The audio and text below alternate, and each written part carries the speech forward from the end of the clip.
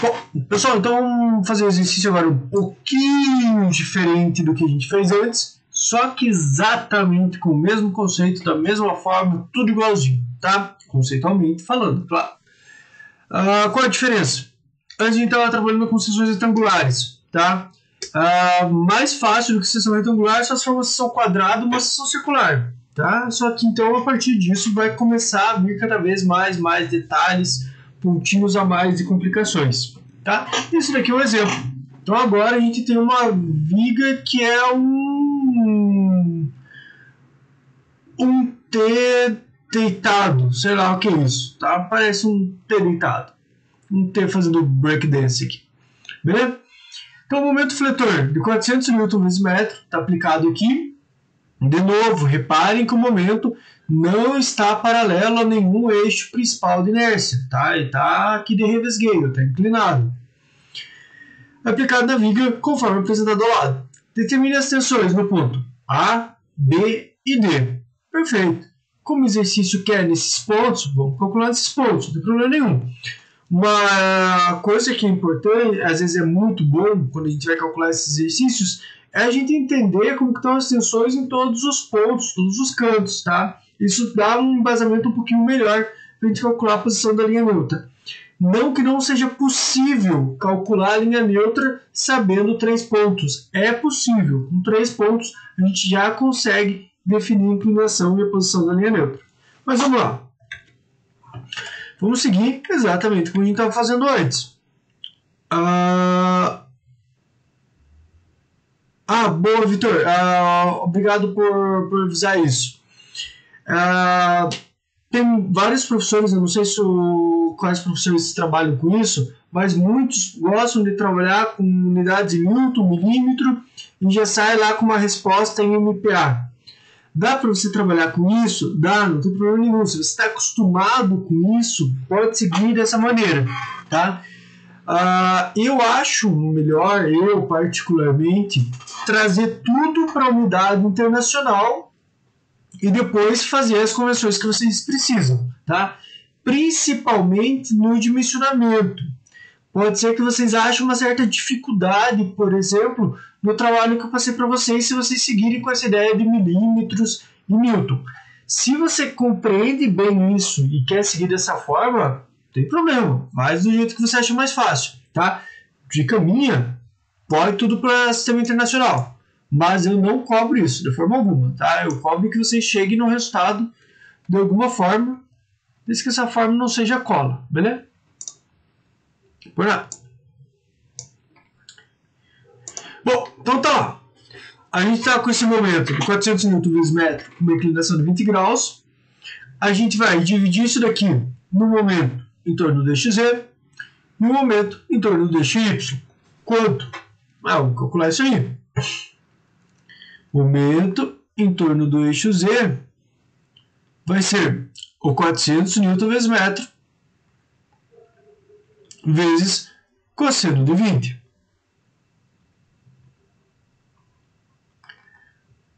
Portanto, MZ vai ser igual a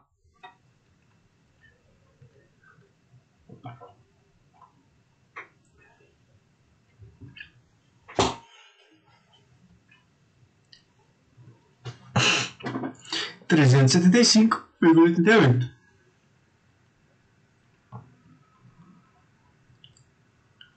Newton vezes metro. E aqui, o momento em torno do Y vai ser 400 vezes, agora, seno de 20. Portanto, chegaremos ao MY igual a 136,81 Newton vezes metro. Perfeito. Pessoal, vamos seguir exatamente da maneira que a gente estava seguindo até agora. Vamos analisar primeiro em torno do eixo Z. Vou vir aqui. Em torno de Z.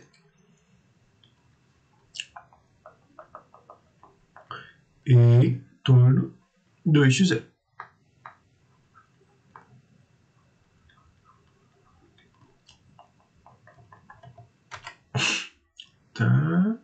Aqui, oh.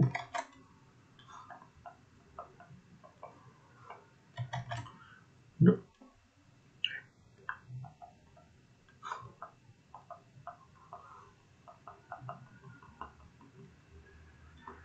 Beleza. Bom, pessoal, nesse caso, com o momento aplicado aqui para o lado esquerdo, coloca lá a regra não direita, coloca o indicador na direção da seta dupla, e a hora que você fazer esse giro com o dedo encostado na tela, você vai ver que o teu dedo vai encostar na parte de cima. Ou seja, a parte de cima é a parte que você vai chegar e apertar, é a parte que você vai comprimir. Então a parte de cima estará comprimida e a parte de baixo estará tracionada.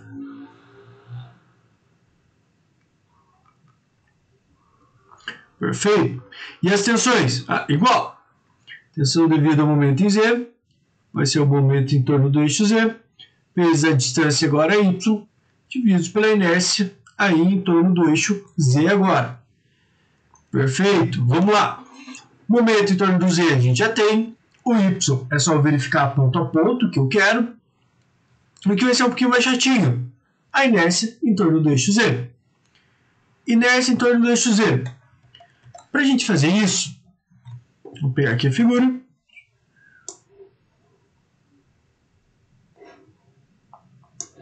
Vou pegar ela inteira. Vem cá, querida. Aqui. Opa. E como que a gente faz para calcular a inércia em seções compostas? Bom, a gente divide. A inércia vai ser a inércia da figura 1 e a inércia da figura 2. Tá? Então a figura 1 vai ser esse retângulozinho aqui e a figura 2 vai ser esse retângulozinho aqui. Tá? Duas retangulares. Então a inércia em relação a Z vai ser igual a inércia em relação a Z da figura 1 mais inércia em relação a Z da figura 2. Inércia em relação a Z da figura 1. Primeira coisa bem importante da gente reparar, pessoal, é que o eixo Z é um eixo que passa pelo centroide da figura como um todo. Beleza. E para a figura 1, o centroide da figura 1, que está aqui, nesse pontinho, coincide com o eixo Z. Então eu não preciso fazer aquelas transformações de eixos paralelos. Quando o centroide da nossa figura não coincide com o eixo que a gente está considerando, eu preciso fazer mais aquela segunda parte da equação, que eu calculo a inércia, base vezes altura ao cubo sobre 12, mais a área vezes distância ao quadrado. Como a distância do CG da nossa figura ao eixo que a gente está considerando é zero, eu não preciso da segunda parte. Depois a gente vai precisar, isso vai ficar um pouquinho mais claro na hora que a gente for calcular a inércia em relação ao entorno de Y. Por enquanto, eu só preciso calcular essa inércia base vezes a altura ao cubo sobre 12. Lembrando que base é paralela ao eixo, está aqui o eixo Z, paralelo 5 centímetros. 0,05. Altura 7,5 mais 7,5, 15, mais 5, 20. 0,2 ao cubo, dividido por 12. Chegaremos numa inércia de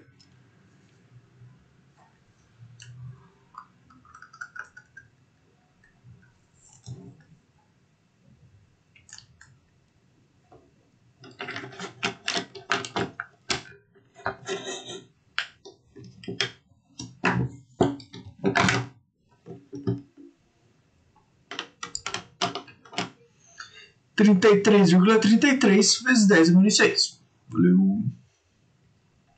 33,33 vezes 10 a menos 6 metros a quarto. Beleza. Vamos para a inércia em torno do eixo Z da figura 2.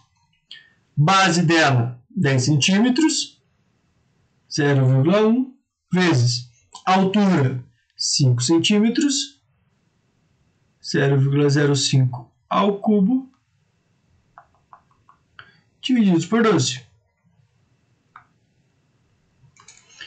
Essa inércia agora, em relação ao eixo Z, só que agora dessa figurinha 2 aqui,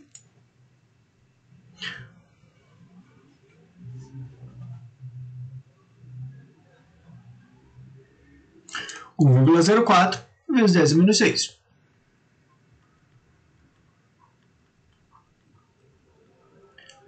Metros a quarto. Portanto, chegaremos a uma inércia de 34,37 vezes 10 a menos 6 metros a quarto. E essa é a inércia final da nossa figura em torno do eixo Z. Perfeito? Pessoal, se alguém tiver alguma dúvida, por favor, me avisa lá. Perfeito. O nosso problema é calcular a tensão do ponto A, no ponto B e no ponto D. Então, bora lá. Vamos resolver nosso problema. A tensão no ponto A, devido ao momento em torno de Z, vai ser o quê? Primeira coisa, essa tensão, pessoal, vai ser positiva ou negativa?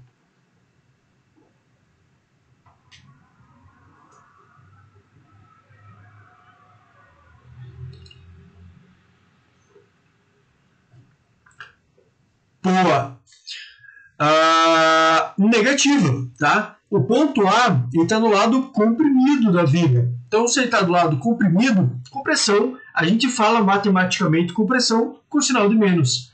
Então, menos momento em torno do eixo Y.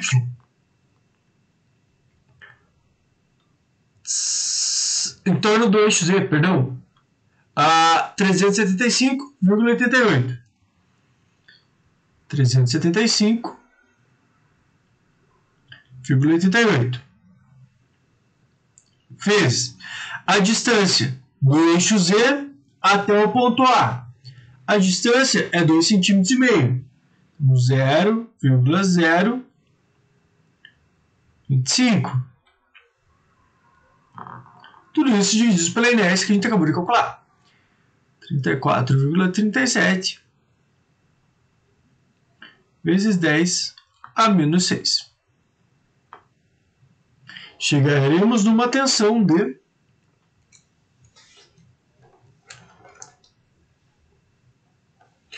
2,73. Beleza, Antônio? Não esquece do sinal. 2,73 MPa. Boa.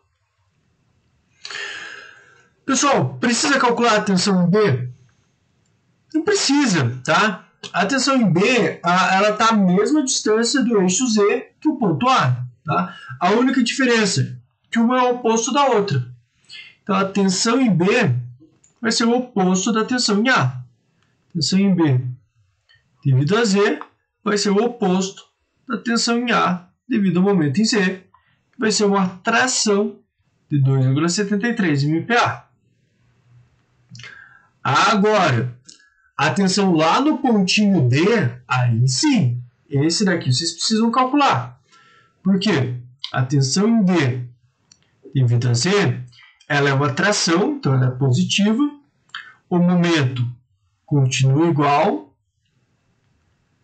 375,88, só que a distância do ponto D até o eixo Z agora não é mais 0,25. Agora ela é 2,5 cm, que é metade dessa altura, mais 7,5. Tá? Então, na verdade, agora ela é 10 centímetros. Então, por isso, 0,1 divididos por 34,37 vezes 10 a menos 6.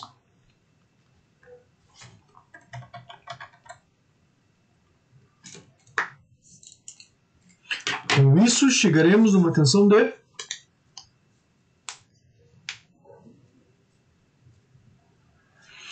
1,04 1,09 MPa.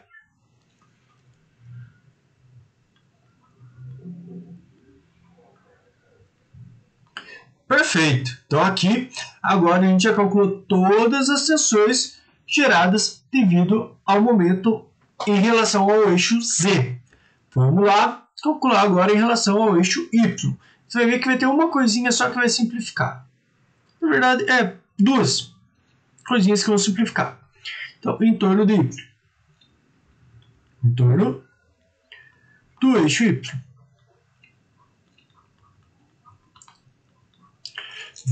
Como eu não quero desenhar... Ah, professor, isso é preguiça. Tá aqui. Como eu vou precisar desse momento daqui a pouco e eu não vou guardar o valor dele, eu vou copiar ele aqui para baixo também. Então, vou ver aqui, vou ver aqui, vou ver aqui. Eu vou colar. Aí. Não seria 10,9? Já vejo, Antônio.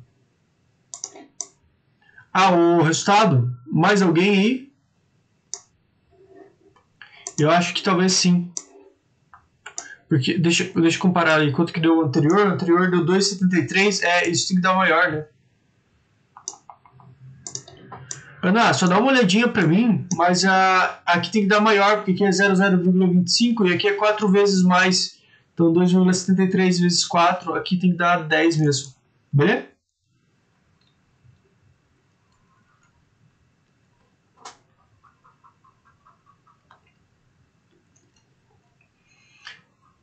(10,9).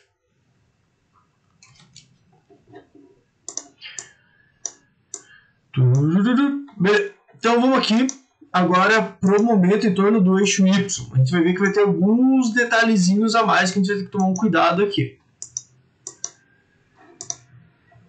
O teu 10 deu 1,09. Vamos ver o que está acontecendo ali. Vamos ver se eu não escrevi alguma coisa errada então. Pode ser 375,88 vezes 0,1 dividido por 34,37 vezes 10 menos 6.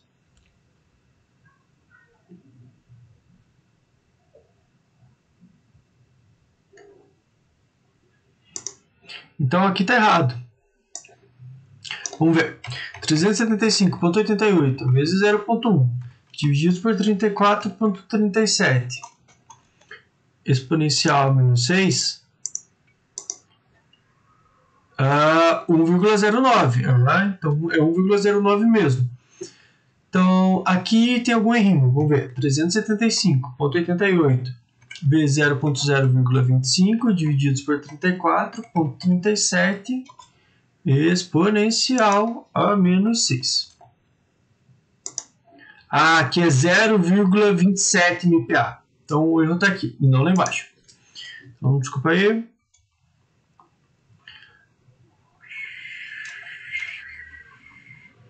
(1,09) e menos 2,27. Menos 0,27 aqui em cima.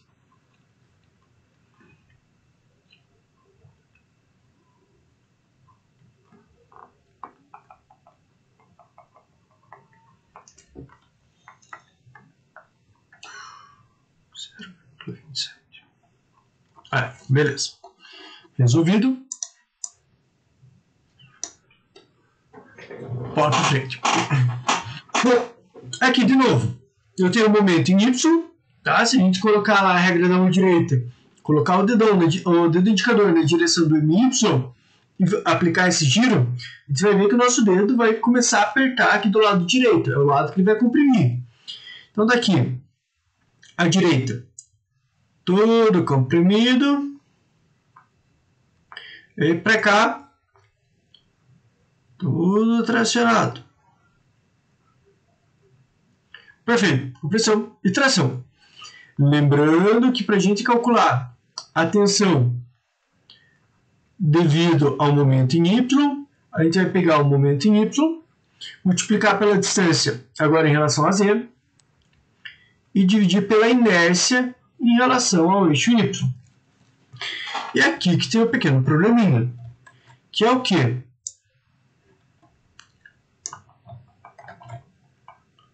O pequeno probleminha de agora é que se a gente pegar, e provavelmente a gente vai pegar, a mesma separação das figuras, o que vai acontecer? A gente vai ter aqui, ó.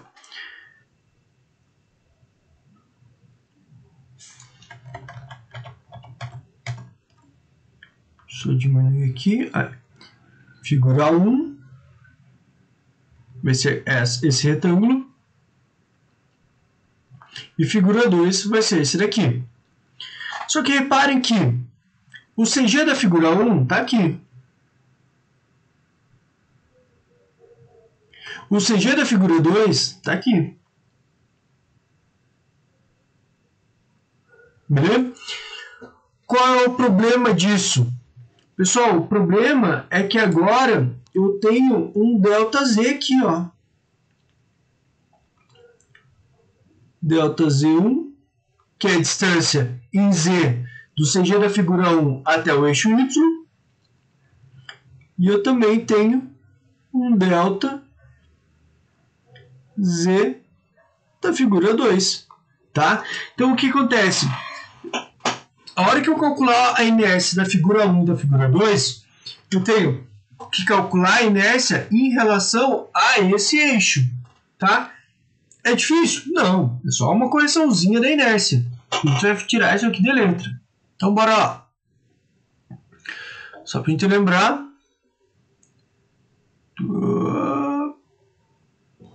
Toque resolvido.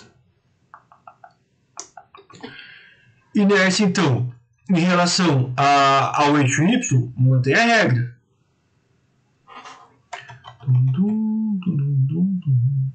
Inércia em relação ao eixo Y segue a mesma história. Vai ser a inércia em relação ao eixo Y da figura 1, mais a inércia em relação ao eixo Y da figura 2. Perfeito, seguiu o mesmo critériozinho. Vamos lá, inércia em relação ao eixo Y da figura 1. O que a gente vai fazer?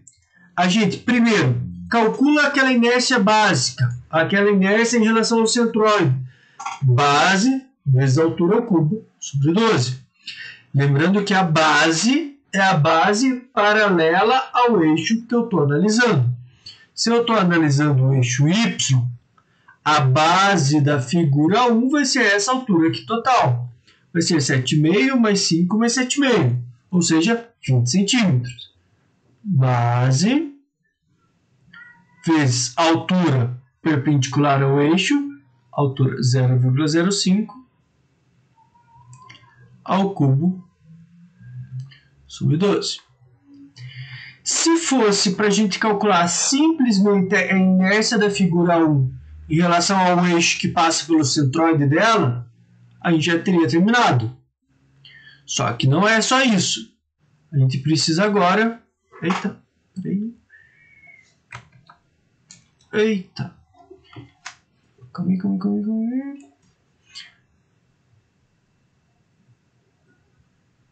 Aí. Uma coisa deu errado.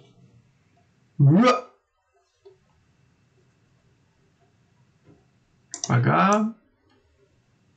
Perfeito. Vamos trazer para cá. Vai. Trazer isso, deixa eu desenhar aqui de novo. Beleza.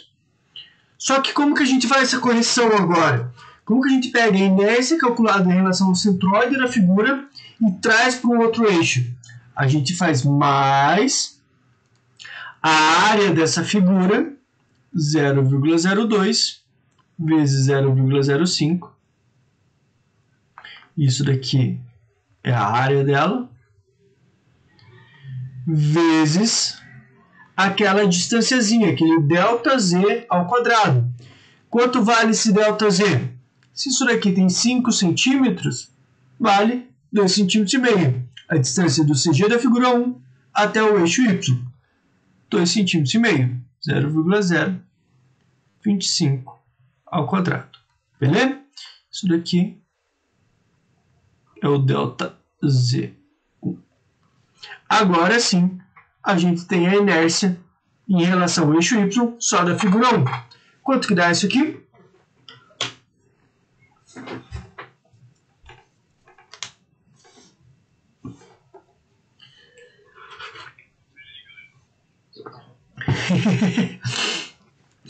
Oito vírgula três vezes 10 a menos 6. Boa. Se duas pessoas falaram que deu, as duas erraram juntas, então vamos nessa. Perfeito. Calculei a inércia da figura 1. Não esquece que tem inércia também na figura 2. Inércia em relação ao eixo Y da figura 2. Base dela paralela ao eixo Y.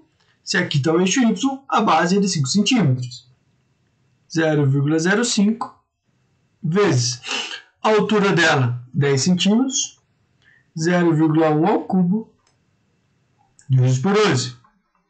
Mais a área dela, 0,05 vezes 0,1 vezes a distância do eixo Y até o CG dela, ΔC2. Como aqui tem 10 centímetros, essa distância aqui é de 5 centímetros. 0,05 ao quadrado. Beleza? Isso daqui vai dar. Então, enquanto vocês calculam, uma coisa que eu quero dizer para vocês é, por exemplo, se vocês têm dúvidas, não deixem, não fiquem com vergonha e pensar, não, depois eu vejo no vídeo, depois eu resolvo. Depois vai acumular tanta matéria, tanta coisa, e você vai ver o vídeo e a dúvida que você tinha vai continuar no vídeo, tá? Então pergunta aí, não se acanhem. Fiquem à vontade para perguntar o que vocês quiserem, tá? 1,67 vezes 10 a menos 5.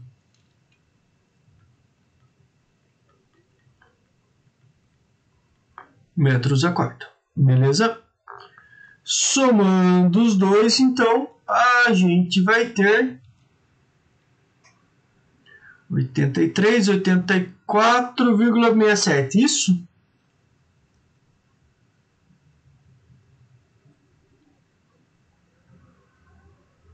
Não. Isso daqui vai dar 0,1766652,50.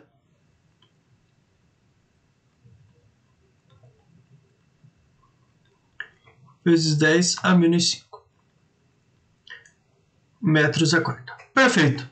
Está aqui a nossa inércia em relação a eixo Y. Nossa, não. A da viga. Pronto. Vamos calcular as tensões nos pontos.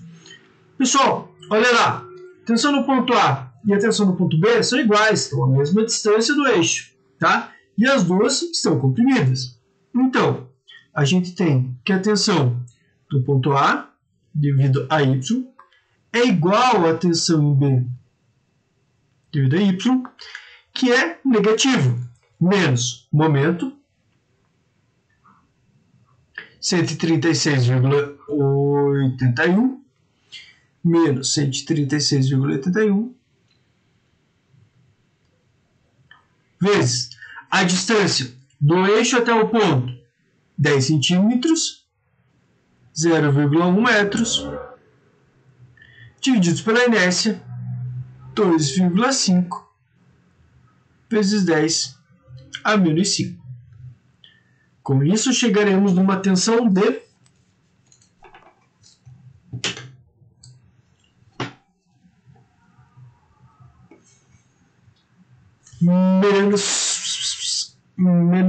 menos 0,55 MPa.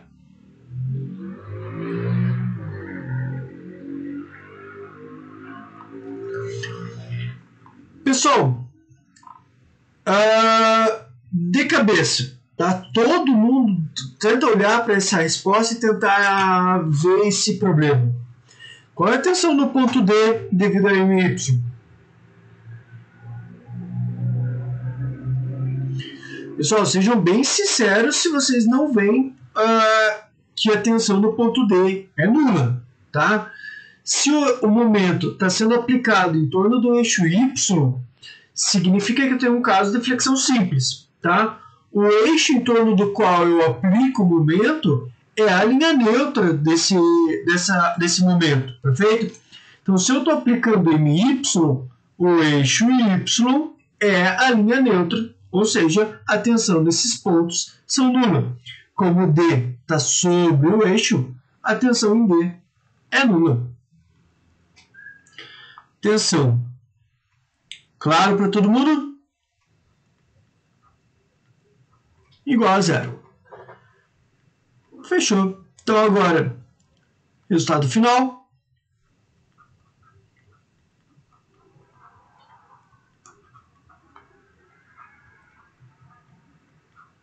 Lembrando que tensão é igual a tensão devido ao momento em Z mais a tensão devido ao momento em Y. A tensão em A vai ser quanto? Tensão em A devido ao momento em Z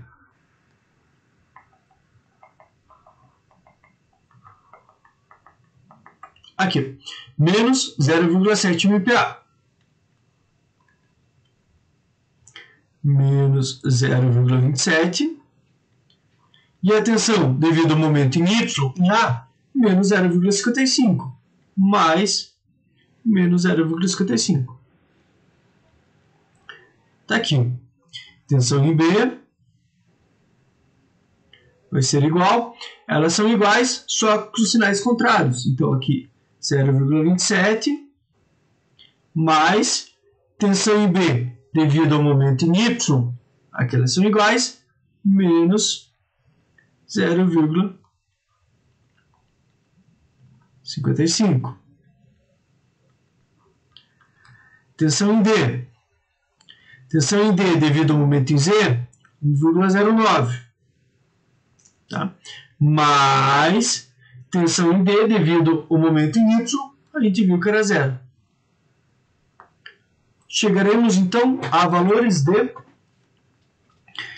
Aqui vai dar 2,188 menos 0,88 MPa. 82 MPa. Aqui a gente vai chegar a menos 0,27 MPa. E aqui chegaremos a 1,09 MPa. Perfeito? Ponto A e ponto B, comprimidos.